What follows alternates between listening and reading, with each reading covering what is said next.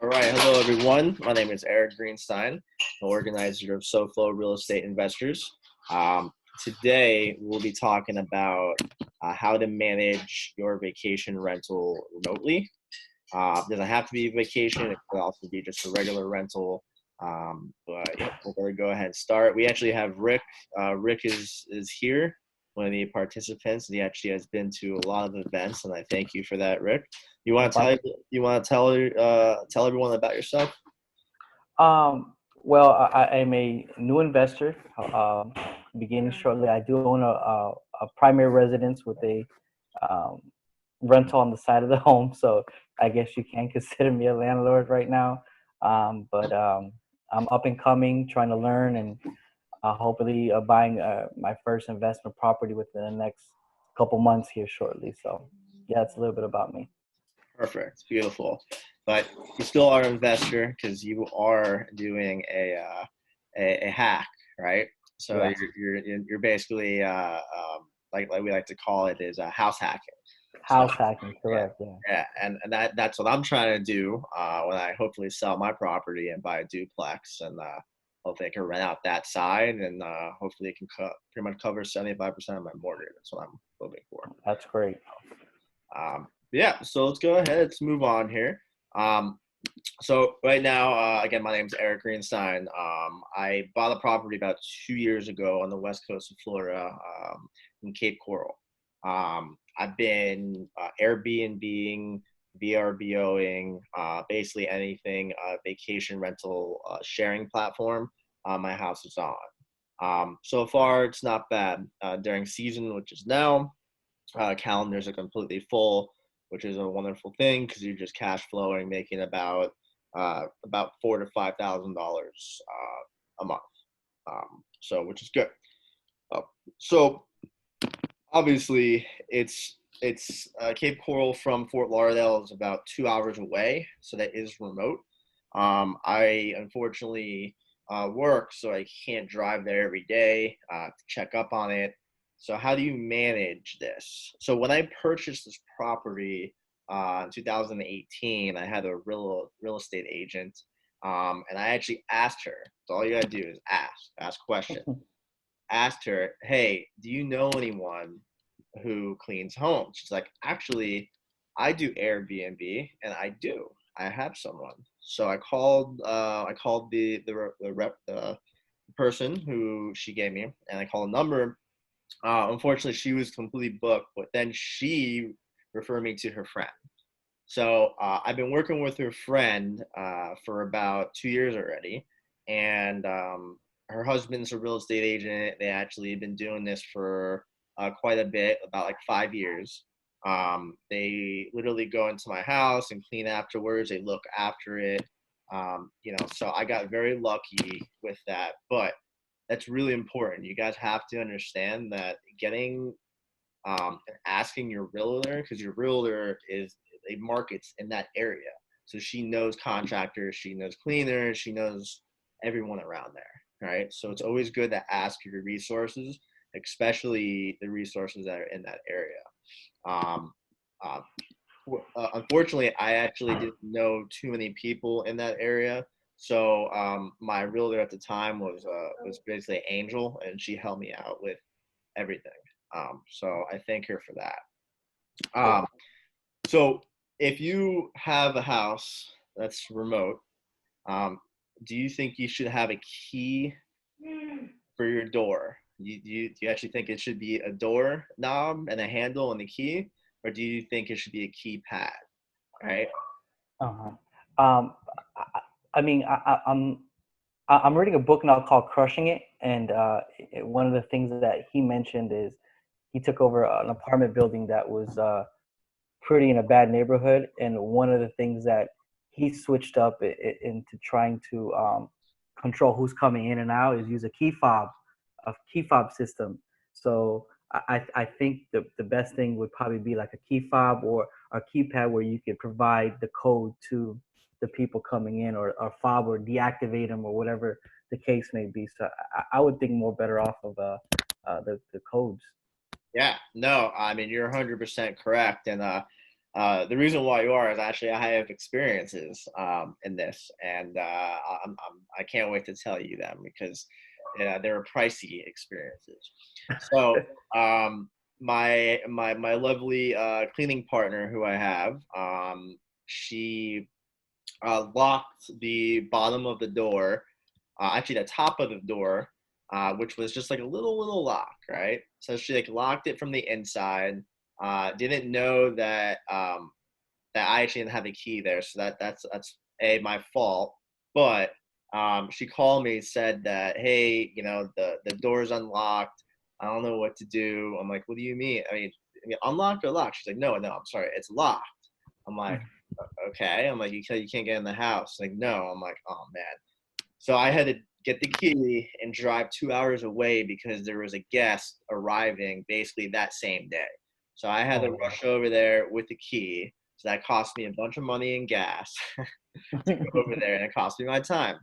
But I learned. I'm like, all right, like this won't be a problem. I'm gonna go ahead and leave a key here. All right. I think that's a good thing, right?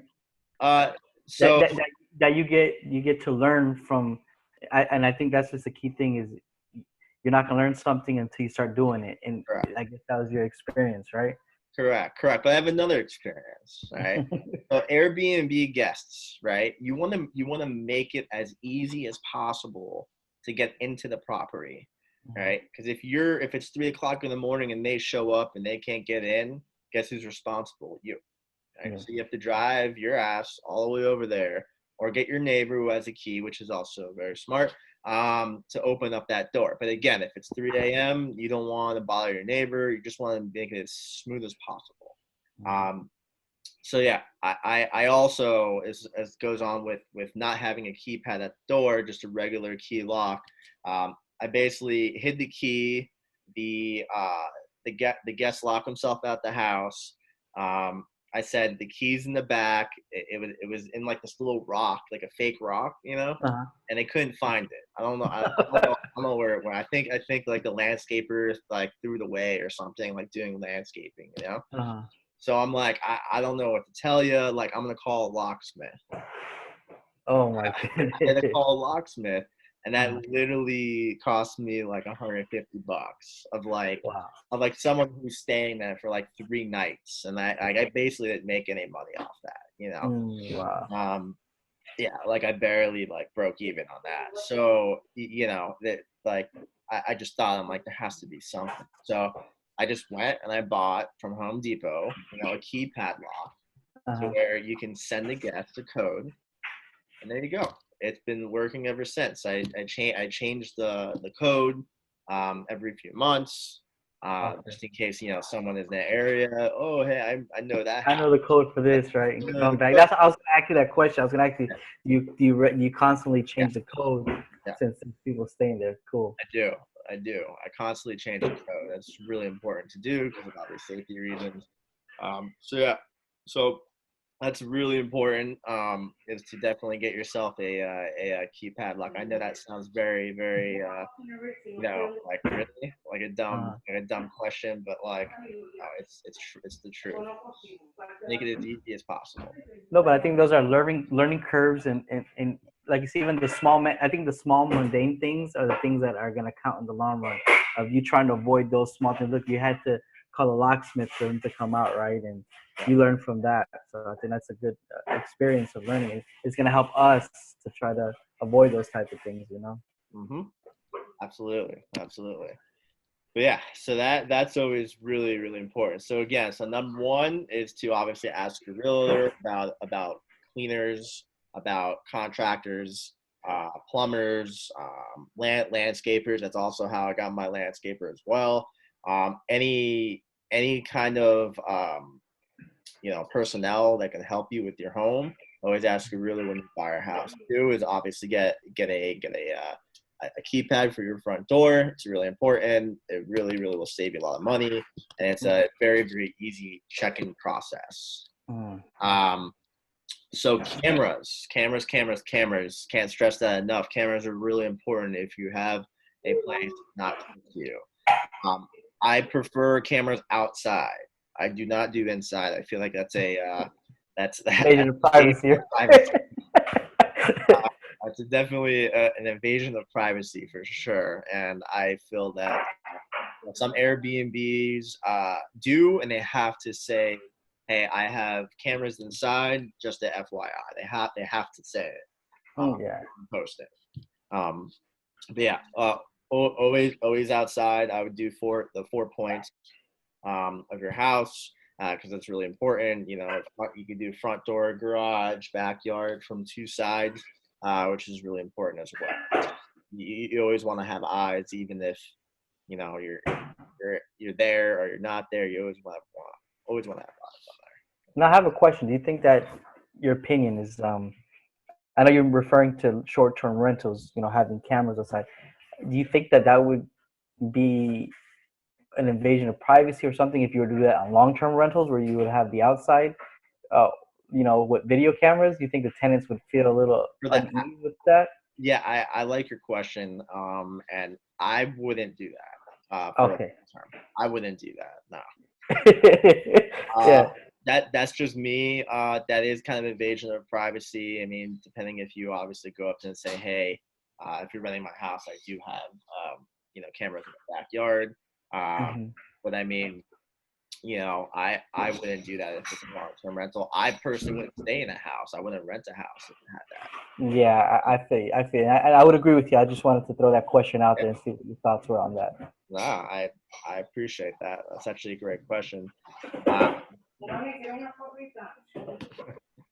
But yeah, so I would always have those two things on lockdown for any type of housing that's remote.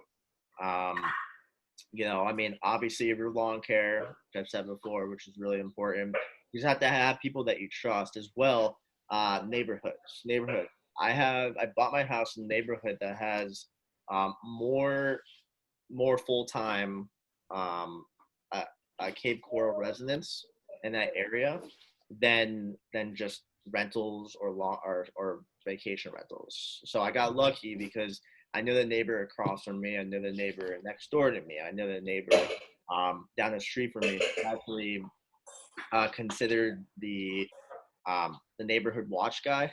So like this guy has nothing to do. He goes outside and like at the end of the night or whenever and just walks around literally every day, just checking the properties, making sure like everything is good.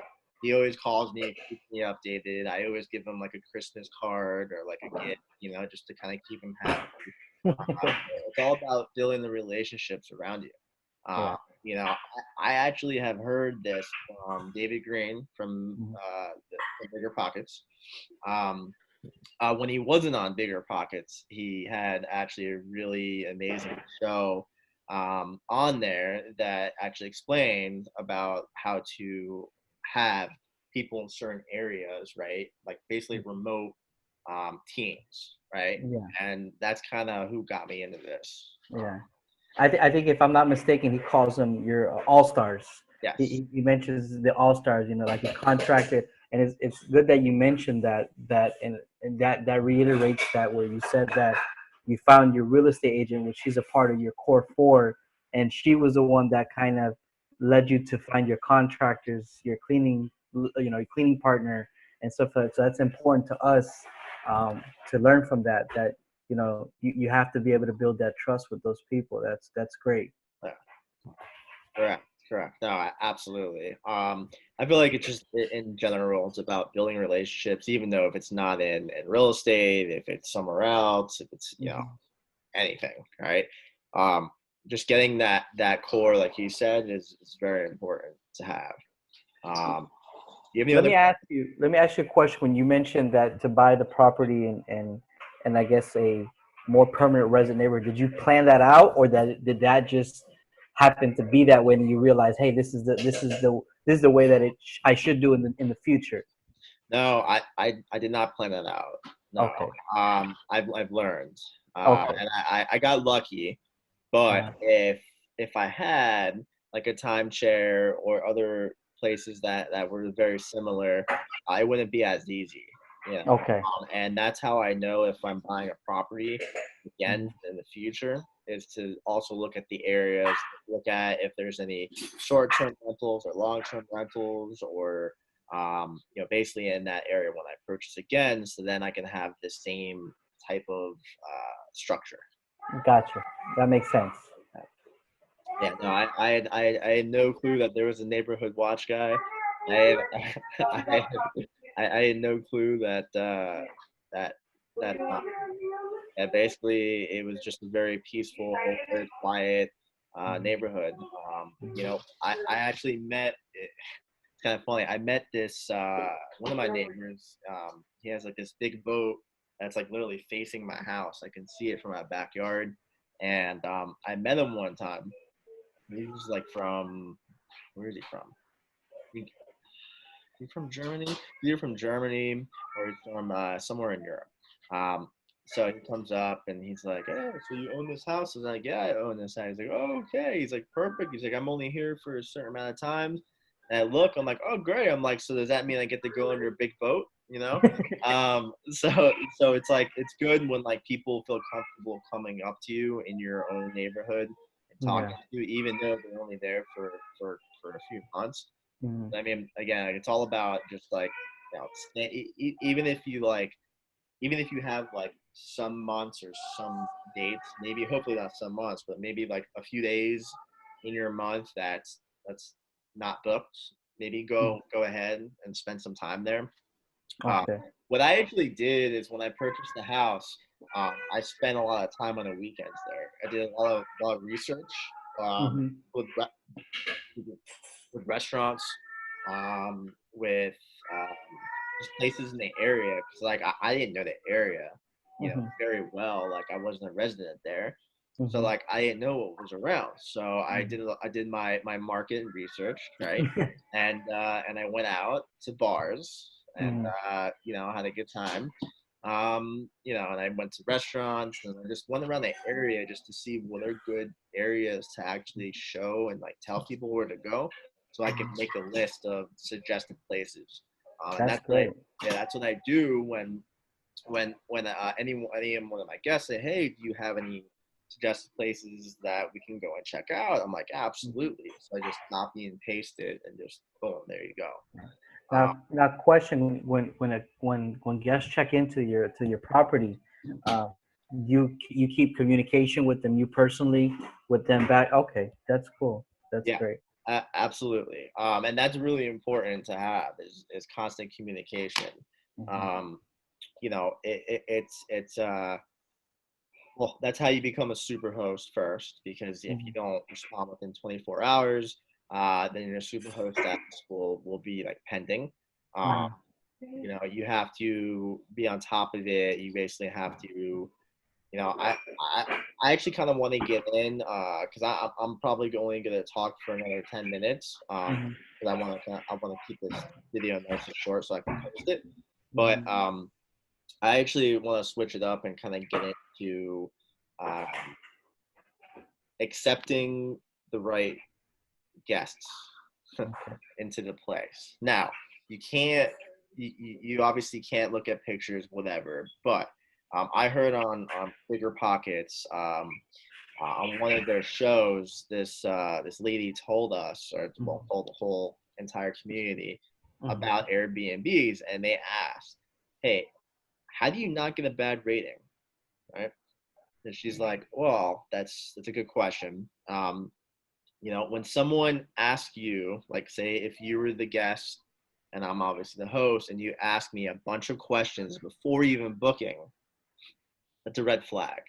You know, Okay. basically, like, hey, do you have a fence? No. Hey, do you allow dogs here? No. Hey, how are the neighbors? Oh, I don't know. I mean, I know, but yeah, they're great. If they keep asking questions, and you can kind of feel for their expectations, right? Okay. Because if you're there and you're like, okay, this lady is asking me, am I allowed dogs? Is there like a time frame? Um, Basically any question, then that's a red flag, because Mm. it's just that they expect it to be like a hotel. You know, I'm not gonna say what group, age Mhm. group and whatnot. Mhm. Usually, you know, you kind of have to look out for because that's not what we do. Mhm. But um, most of these I guess if you can put it in a better way, but like most of these guests who are looking to stay at your places haven't used Airbnb before, Mm. so they're used to hotels, and hotels are very easy to get in, get out. Everything's clean, you know. It's very straightforward, you know.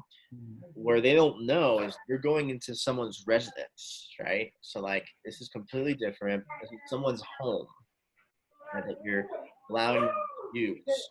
Yeah. Right? So there's always going to be some sort of like, I'm not saying it's going to be 100% perfect because nothing's really perfect, right? Mhm. So, you know, it's up to us to kind of um, share information with the guests that are asking questions about your property, right? So if someone has a dog, right?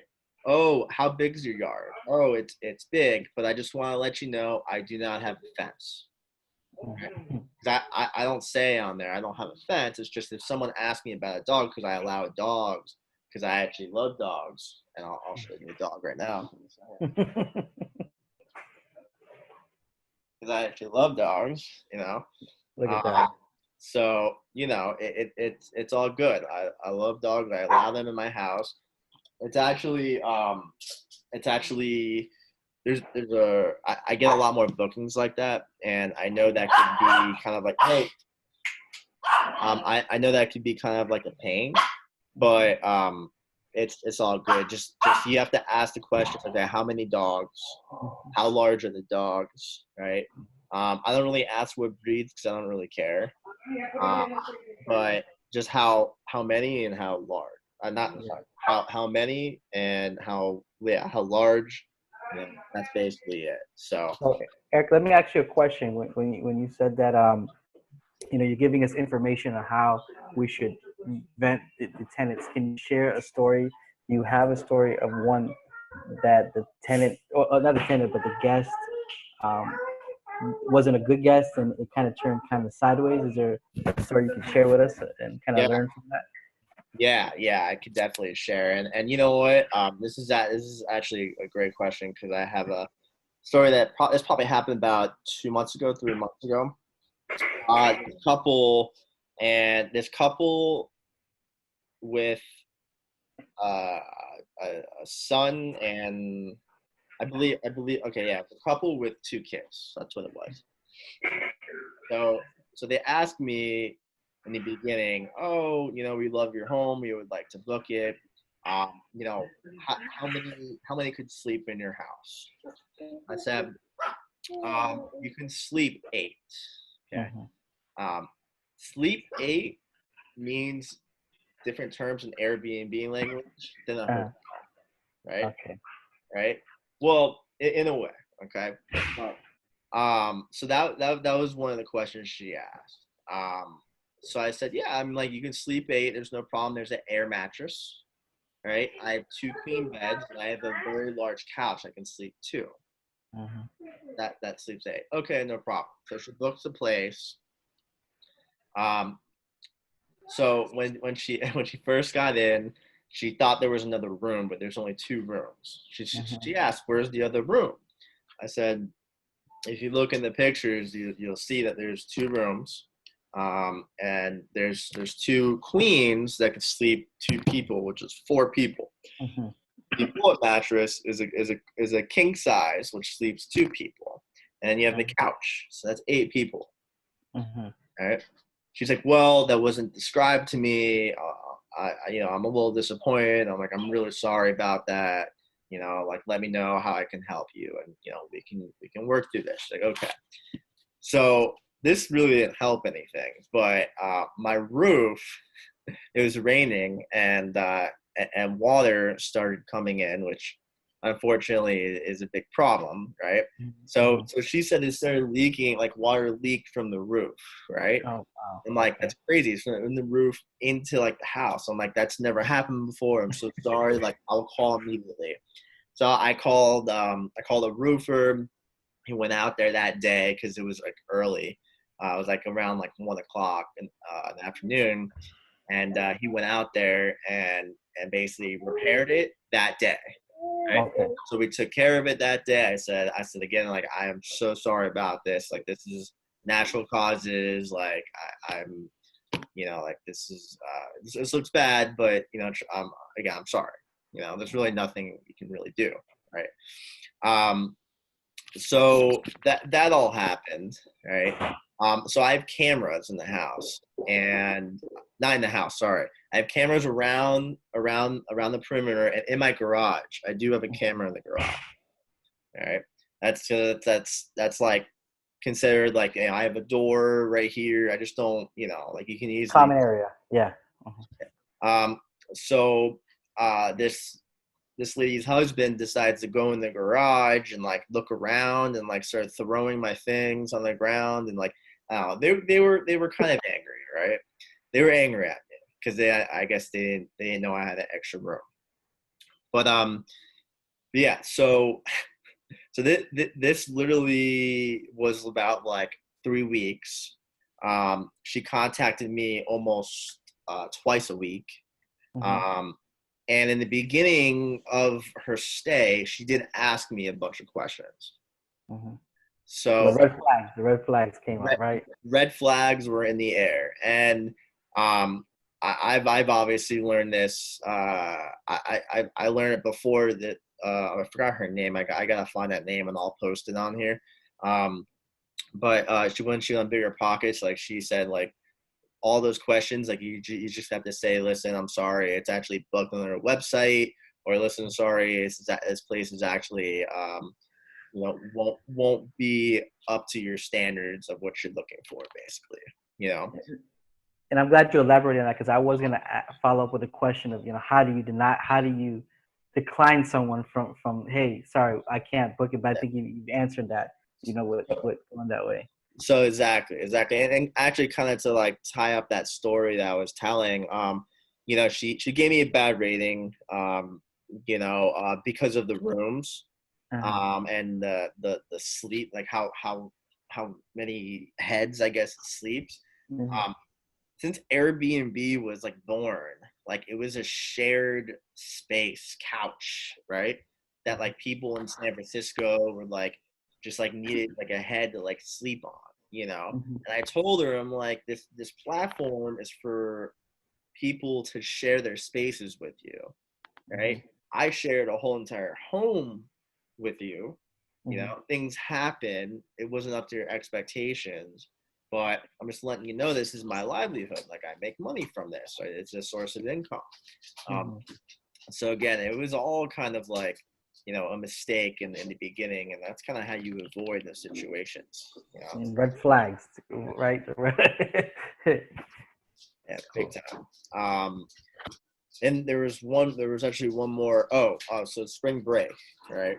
And I had a few people ask me about, hey, is your neighborhood quiet? Is your neighborhood, allow this and allow that?